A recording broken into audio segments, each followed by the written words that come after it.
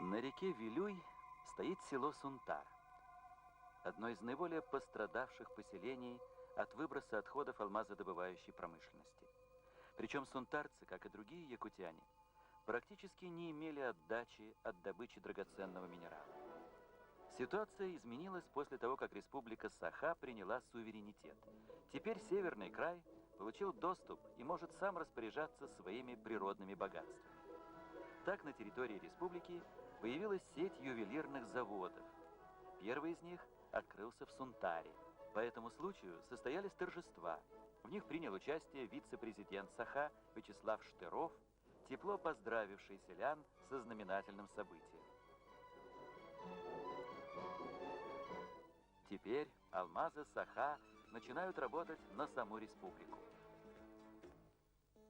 В цехах Сунтарского ювелирного завода впервые в Северном крае был распилен, а потом и огранен алмаз.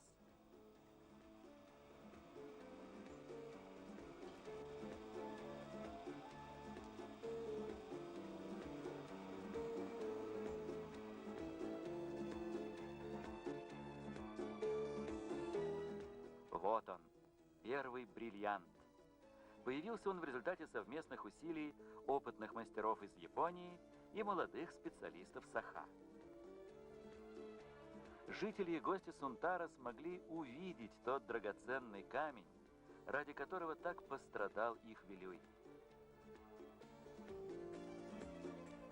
Вечером состоялась презентация ювелирного завода.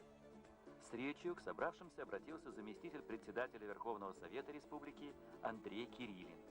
Генеральный директор компании «Туймада Даймонд» Георгий Яковлев вручил первый бриллиант вице-президенту Вячеславу Штырову для дальнейшей передачи в алмазный фонд Саха.